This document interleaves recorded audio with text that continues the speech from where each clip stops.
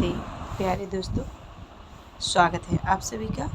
आज हम जानेंगे चैत्र नवरात्र पर रहेगा अमावस्या का साया, जाने क्या होगा कलश स्थापना का शुभ मुहूर्त और 5 ऐसे कार्य करने से जिससे माता रानी प्रसन्न होगी और क्या क्या करें, किस विधि से करें माता रानी को प्रसन्न। तो सबसे पहले जानते हैं चैत्र नवरात्र इस बार 19 मार्च से शुरू हो रहा है और करीब 72 साल बाद चैत्र अमावस्या के साथ दुर्लभ संयोग बन रहा है। इस दिन अमावस्या, स्नान दान और नवरात्र की घट स्थापना एक ही दिन होगी। कलश स्थापना का शुभ मुहूर्त, स्नान दान का समय और बन रहे हैं 300 शुभ संयोग। इस साल चैत्र नवरात्र की शुरुआत 19 मार्च गुरुवार के दिन से हो रही है। शक्ति की उपासना के लिए यह दिन बहुत ही शुभ माने जाते हैं। नवरात्र की शुरुआत चैत्र मास के शुक्ल पक्ष की प्रतिपदा तिथि से होती है और यह पर्व लगातार 9 दिनों तक माँ दुर्गा की भक्ति और साधना के लिए समर्पित है। इस साल का चैत्र नवरात्र कई मायनों में खास माना जा रहा है क्योंकि लंबे समय बाद एक अनोखा संयोग बन रहा है। दरअसल इस दिन चैत्र नवरात्र के घट स्थापना वाले दिन पर अमावस्या का सहयोग भी बन रहा है। चैत्र नवरात्र पर अमावस्या का सहयोग करीब 72 साल बाद बन रहा है, इसलिए इस बार का पर्व धार्मिक दृष्टि से अधिक महत्वपूर्ण माना जा रहा है। हालांकि प्रतिपदा तिथि थोड़ी देर से शुरू होगी, फिर भी नवरात्र पूरे 9 दिन तक ही मनाए जाएंगे।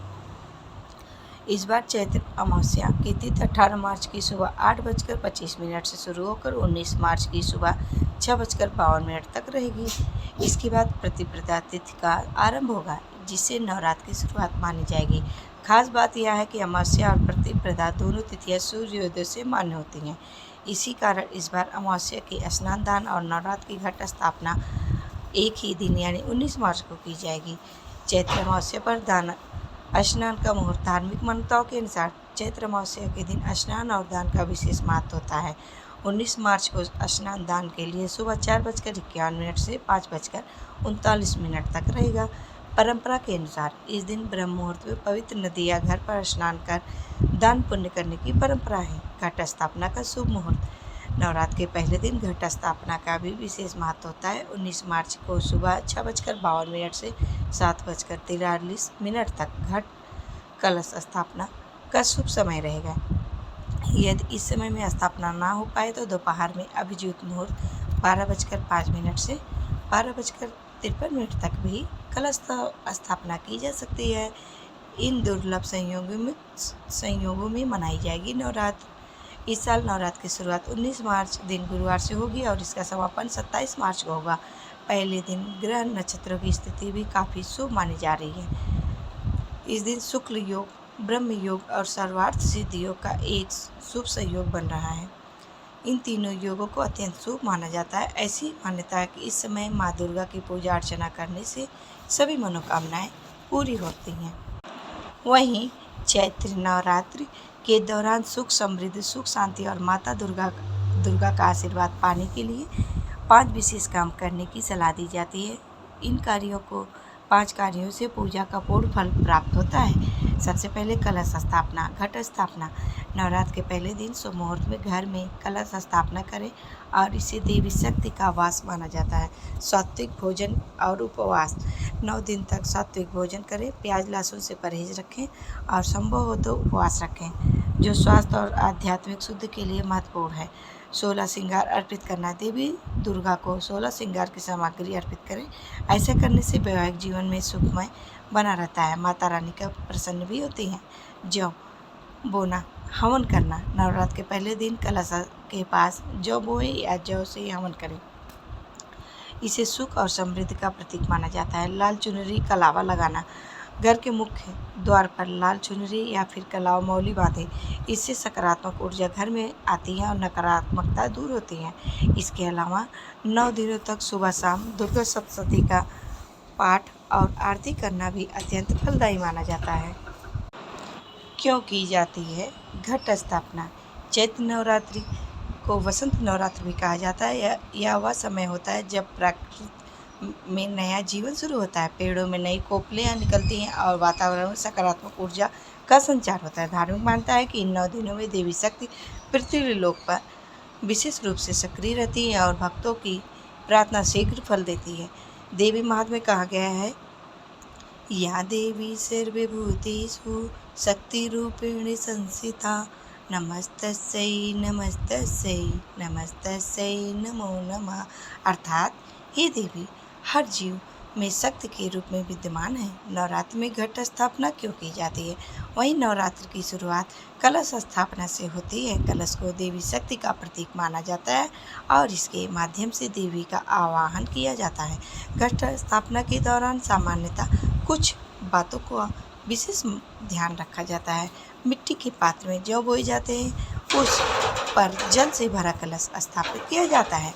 नारियल और आम के पत्ते रखे जाते हैं। जौ का अंकुरित होना सुख, समृद्धि और शुभता का प्रतीक संकेत माना जाता है। नवरात्र में जौ बोने का रहस्य। नवरात्र के दौरान जौ बोने की परंपरा बहुत प्राचीन है। धार्मिक मान्यता के अनुसार यदि जौ अच्छी तरह उगते हैं वर्ष शुभ, यदि जौ कमजोर उगते हैं सावधानी की जरूरत। कुछ विद्वानों के अनुसार यह प्रकृति की ऊर्जा और मौसम के बदलाव को समझने का एक पारंपरिक तरीका भी माना जाता है।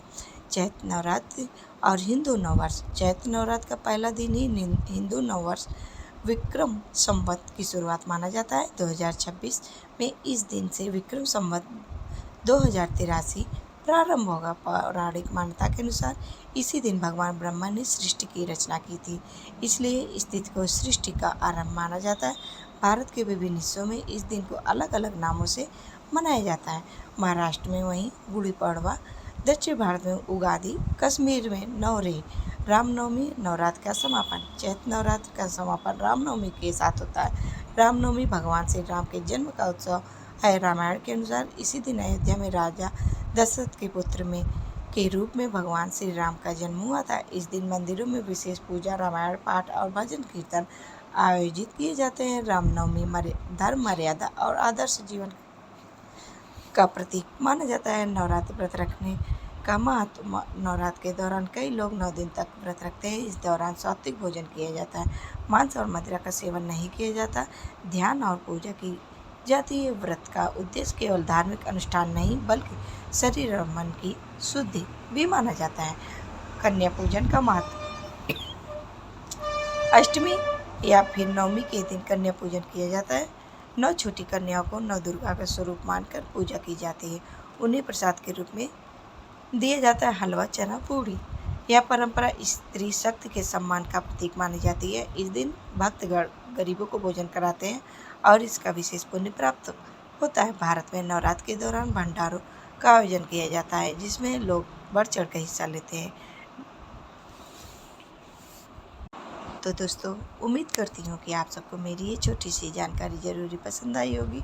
ऐसी और जानकारी प्राप्त करने के लिए चैनल को सब्सक्राइब जरूर करें और कमेंट बॉक्स में जय माँ अम्बे अवश्य लिखें, ताकि इस नवरात्र माता रानी आपके घर सुख समृद्धि से भर दें। धन्यवाद।